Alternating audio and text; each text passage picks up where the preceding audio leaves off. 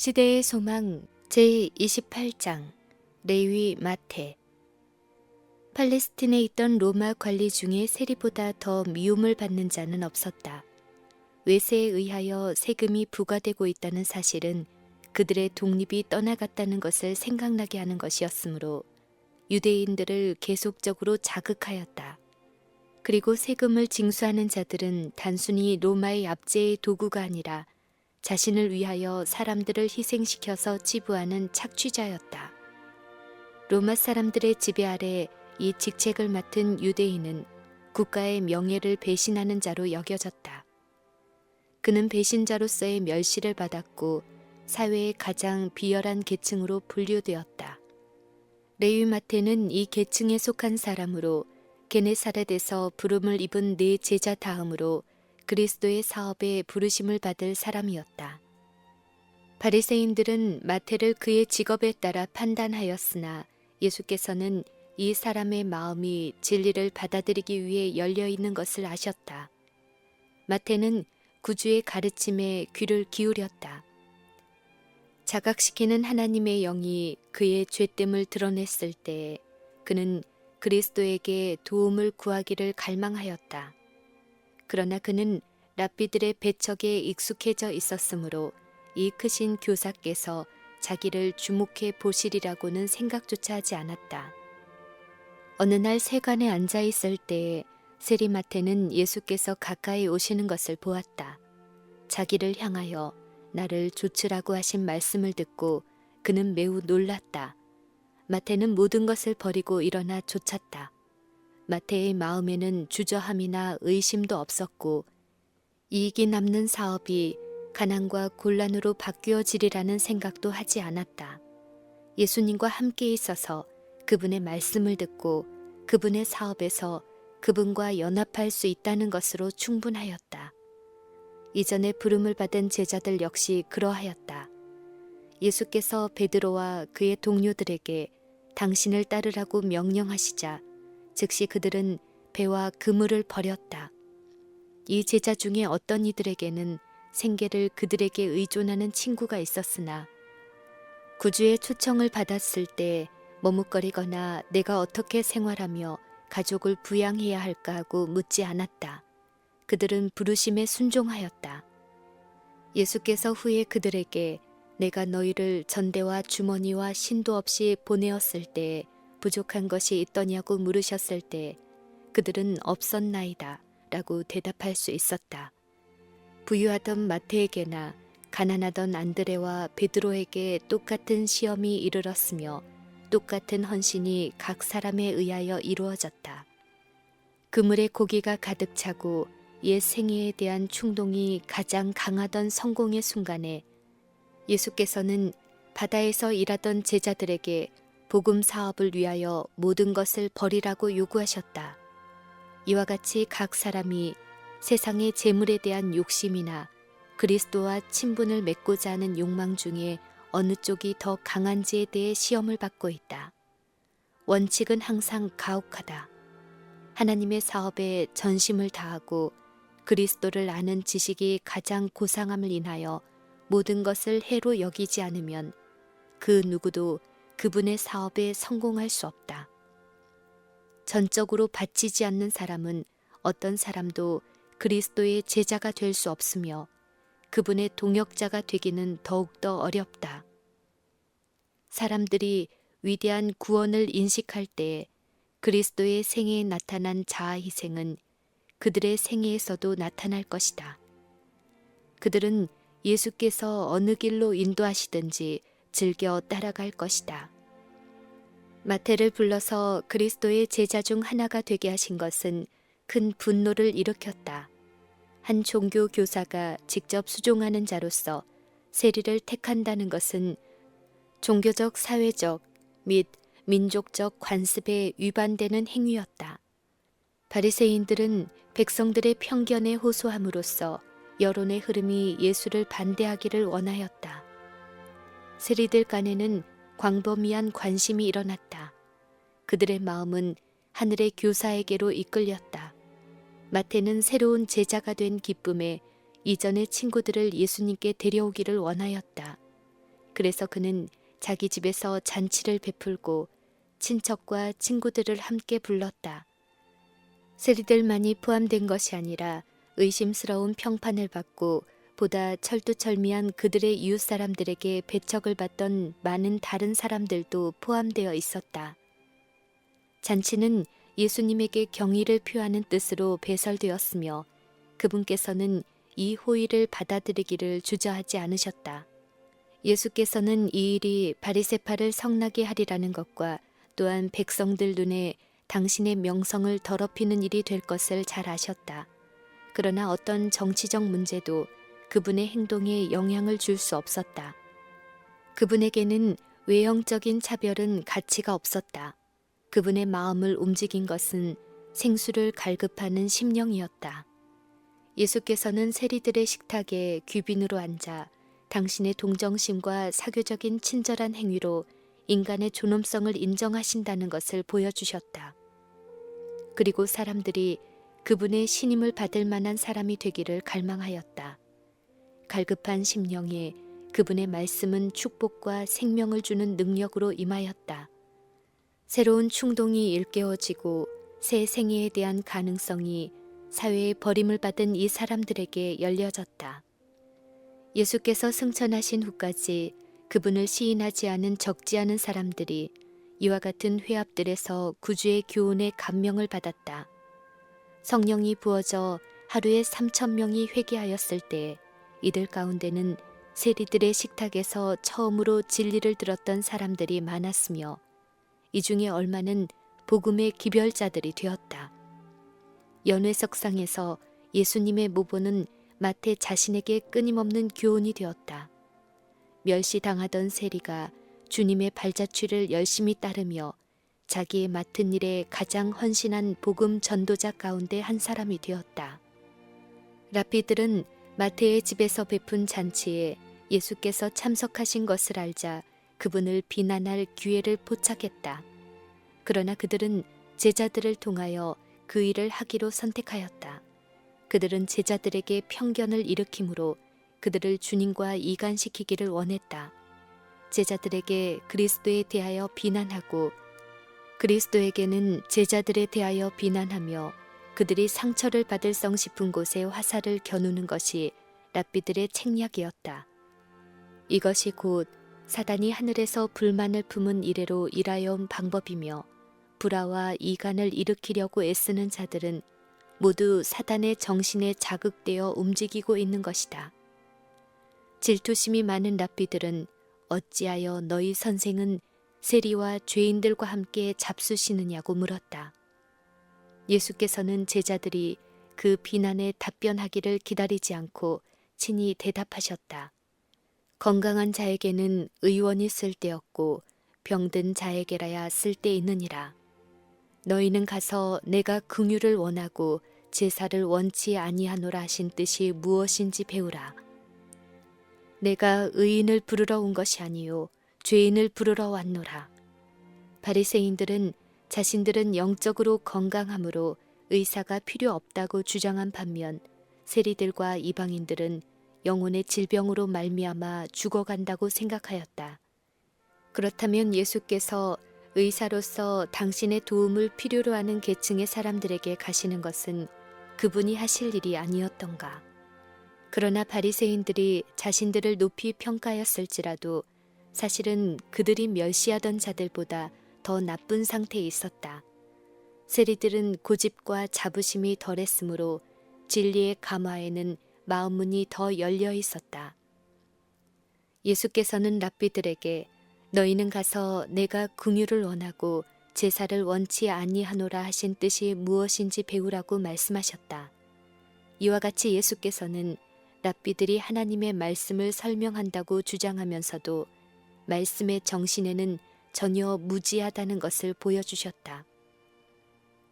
바리새인들은 잠시 잠잠하였으나 그들의 저기는 더욱 굳어졌다.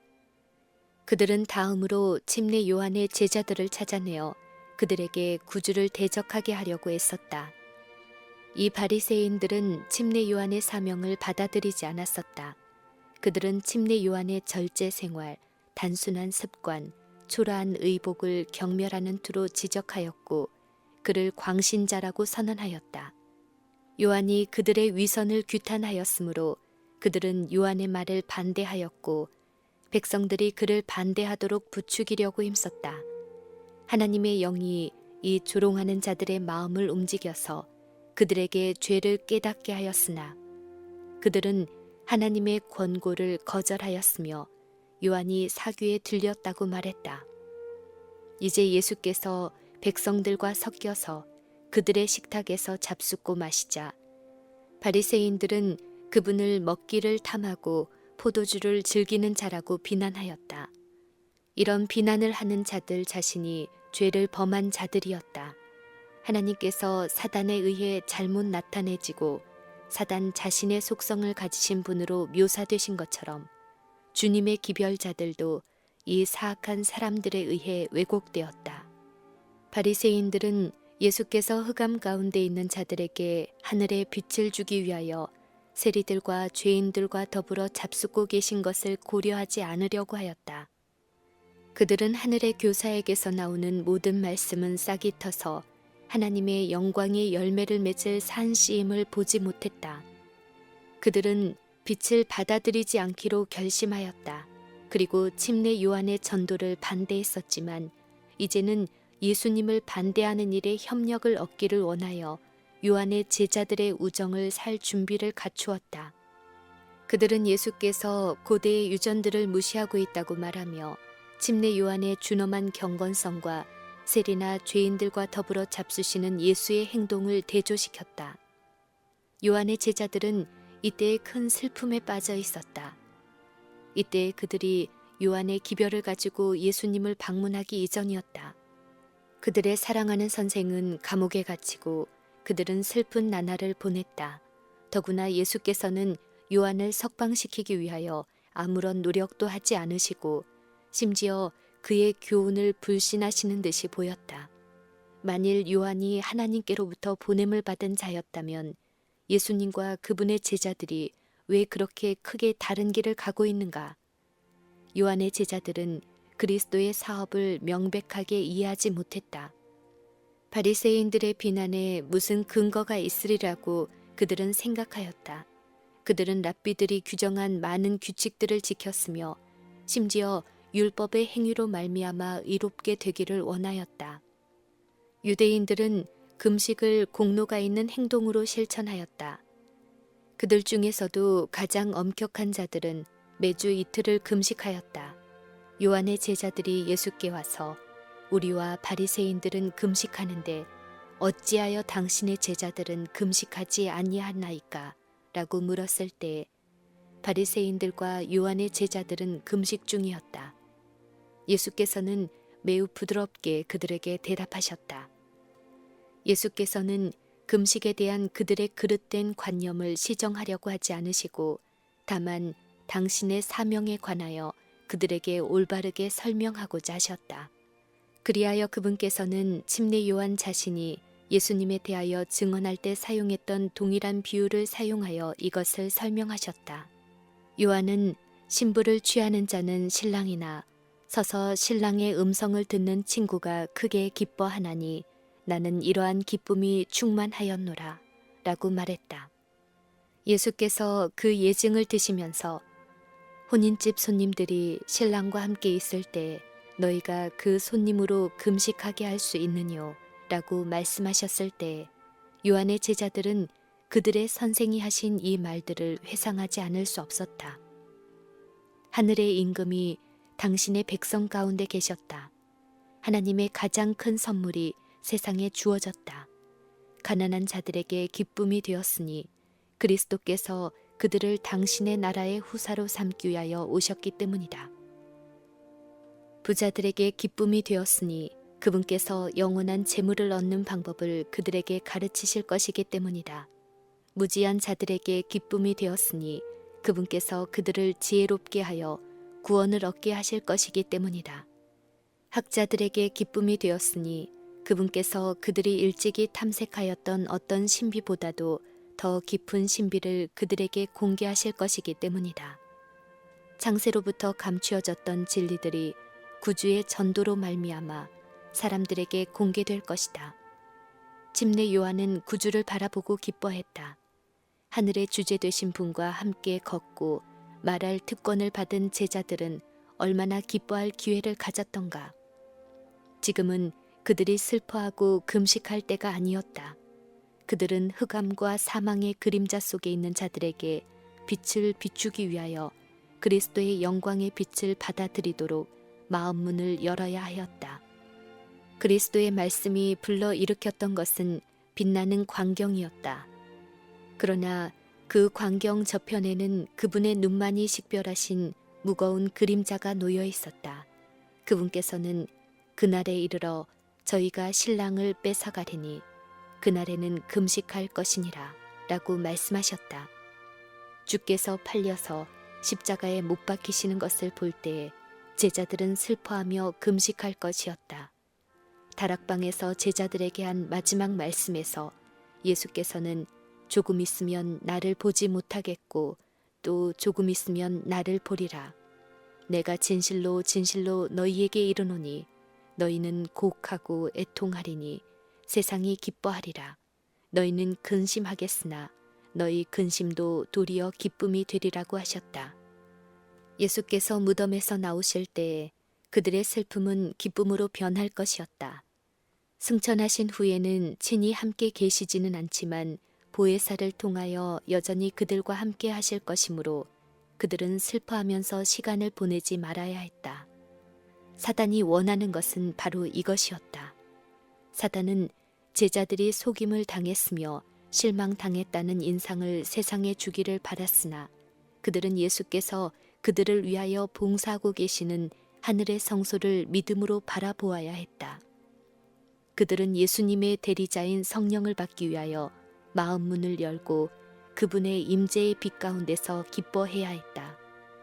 그러나 이 세상의 통치자들과 흑암의 왕국의 지도자들과 투쟁하게 되며 그리스도께서 몸소 그들과 함께 계시지 않으므로 그들이 보혜사를 식별하지 못하는 시험과 시련의 날들이 이르러 올 때 그들이 금식하는 것은 더욱 적합한 일이 될 것이었다.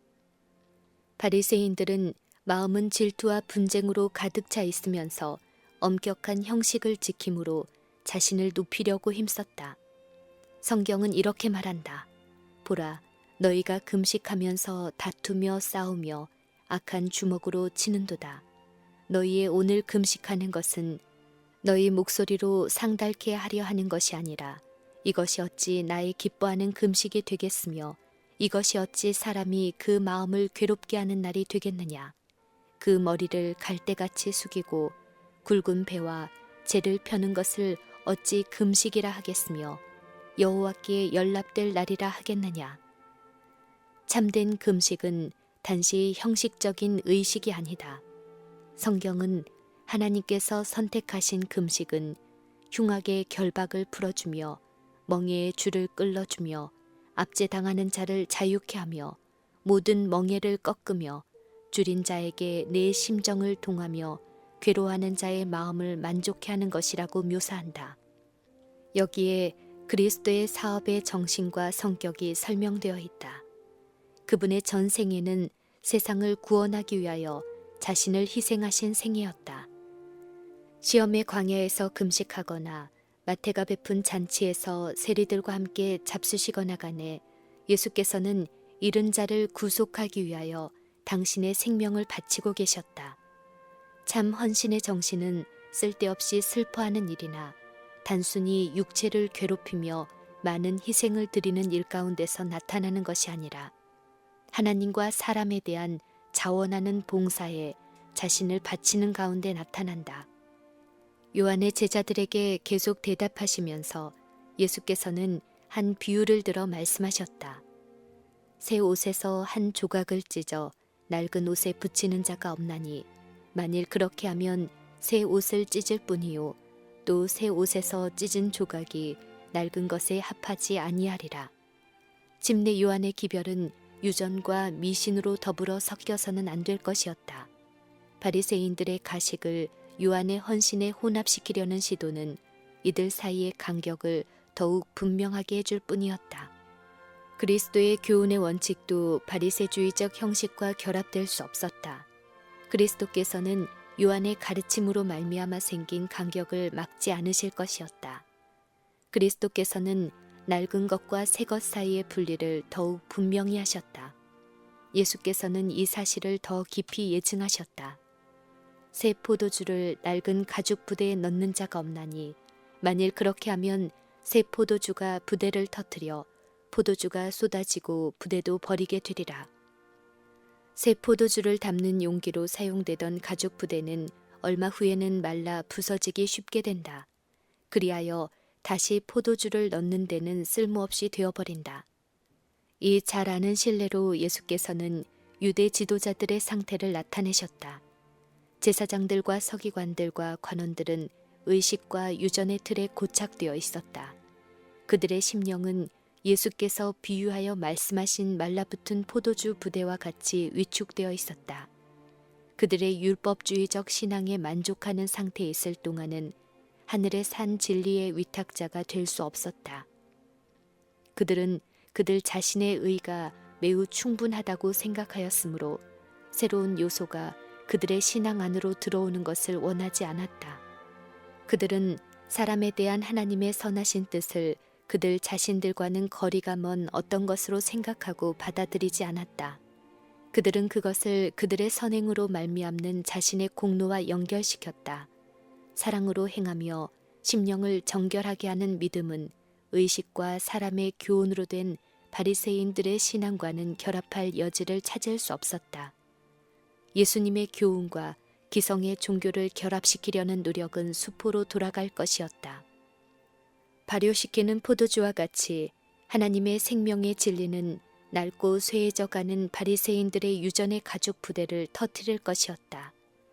바리새인들은 그들이 교훈을 필요로 하기에는 너무 현명하고 구원을 필요로 하기엔 너무 의로우며 그리스도께로부터 오는 존귀함을 필요로 하기에는 너무나 큰 존귀를 받고 있다고 생각하였다. 구주께서는 하늘의 기별을 받고자 하는 다른 무리들을 찾기 위하여 그들에게서 돌아서셨다. 예수께서는 무식한 어부와 장터에 앉은 세리와 사마리아 여인과 당신의 말씀을 기쁘게 듣는 백성들 가운데서 새 포도주를 담을 새 부대를 발견하였다. 복음 사업에 쓰이는 도구는 하나님께서 보내시는 빛을 기쁘게 받아들이는 이런 영혼들이다. 이런 사람들이 진리의 지식을 세상에 전하는 그리스도의 대리자들이다. 만일 하나님의 백성들이 그리스도의 은혜로 말미암아 새 가죽 부대가 된다면 그리스도께서 새 포도주로 그들을 채워주실 것이다. 그리스도의 교훈이 비록 새 포도주로 표상되기는 하였지만 그것은 새로운 교리가 아니라 태초부터 가르치셨던 교훈의 계시였다. 그러나 바리새인들에게는 하나님의 진리가 원래의 의미와 아름다움을 잃어버렸다. 그리스도의 교훈은 거의 모든 면에서 그들에게 새 것으로 보였고 시인할 수 없고 인정할 수 없는 것이었다. 예수께서는 거짓 교훈의 능력이 진리에 대한 인식과 그것에 대한 욕망을 파괴시킨다고 지적하셨다. 예수께서는 묵은 포도주를 마시고 새 것을 원하는 자가 없나니 이는 묵은 것이 좋다 함이니라 라고 말씀하셨다. 부조들과 선지자들을 통하여 세상에서 주셨던 모든 진리는 그리스도의 말씀 가운데서 새로운 아름다움으로 빛났다. 그러나 서기관들과 바리새인들은 귀중한 새 포도주를 원하지 않았다. 낡은 유전, 습관 및 행동을 비우기 전에는 그들의 정신과 마음에 그리스도의 교훈을 받아들일 여지가 없었다. 그들은 죽은 형식에 집착하였고 산 진리와 하나님의 능력으로부터는 돌아섰다. 유대인들의 멸망의 원인은 바로 이것이었으며 그것은 또 오늘날에 있어서도 많은 영혼들의 멸망의 원인이 될 것이다. 허다한 사람들이 그리스도께서 마태의 잔치에서 책망하셨던 바리새인들이 저지른 그 같은 잘못을 범하고 있다. 많은 사람들이 마음에 품은 어떤 생각을 버리거나 혹은 어떤 우상과 같은 의견을 버리기보다는 오히려 빛 되시는 하늘 아버지로부터 오는 진리를 거절한다. 그들은 자아를 신뢰하고 자신의 지혜를 의지하며 영적 빈곤을 깨닫지 않는다. 그들은 어떤 중요한 일을 수행하여 구원받는 그런 방식을 고집한다. 자아를 그 사업에 관여시킬 길이 전혀 없음을 볼 때 그들은 준비된 구원을 거절한다. 율법주의적 종교는 사랑도 그리스도도 없는 종교이므로 사람을 결코 그리스도께 인도할 수 없다. 스스로 의롭게 여기는 정신에 의해 행해지는 금식이나 기도는 하나님 보시기에 가증한 것이다. 예배를 위한 엄숙한 집회, 종교적 의식의 반복, 외형적인 겸손, 남의 이목을 끄는 희생 제사 등은 이런 일들을 행하는 자들은 자신을 의롭고 하늘에 들어갈 자격이 있는 것으로 간주한다고 선언하고 있는 것이다. 그러나 그것은 완전한 기만이다. 우리 자신의 행위로는 결코 구원을 살 수 없다. 그리스도의 시대와 같이 오늘날도 그러하다. 바리새인들은 그들의 영적 결핍을 알지 못한다. 네가 말하기를 나는 부자라 부유하여 부족한 것이 없다 하나 네 공고한 것과 가련한 것과 눈먼 것과 벌거벗은 것을 알지 못하도다. 내가 너를 권하노니 내게서 불로 연단한 금을 사서 부유하게 하고 흰옷을 사서 입어 벌거벗은 수치를 보이지 않게 하고 안약을 사서 눈에 발라 보게 하라. 라는 기별이 그들에게 임하고 있다. 믿음과 사랑은 불로 연단한 금이다. 그러나 많은 사람들의 금은 빛을 잃었고 부유한 보화는 잃어버린 바 되었다. 그리스도의 의는 그들에게 입지 않은 두루마기와 손대지 않은 샘과 같다. 너를 책망할 것이 있나니 너희 처음 사랑을 버렸느니라. 그러므로 어디서 떨어진 것을 생각하고 회개하여 처음 행위를 가지라. 만일 그리하지 아니하고 회개치 아니하면 내가 내게 임하여 내 촛대를 그 자리에서 옮기리라. 라는 말씀이 그들에게 말해지고 있다. 하나님의 구하시는 제사는 상한 심령이라. 하나님이여 상하고 통회하는 마음을 주께서 멸시치 아니하시리이다. 사람이 온전한 의미에서 그리스도를 믿는 자가 될 수 있기 전에 자아를 비우지 않으면 안 된다. 자아가 포기될 때 주께서 사람을 새로운 피조물로 만드실 수 있다. 새 가죽 부대가 새 포도주를 담을 수 있다. 그리스도의 사랑이 신자에게 새 생명을 불어넣을 것이다. 우리의 믿음의 주요 온전케 하시는 이를 바라보는 사람에게서 그리스도의 품성이 나타날 것이다.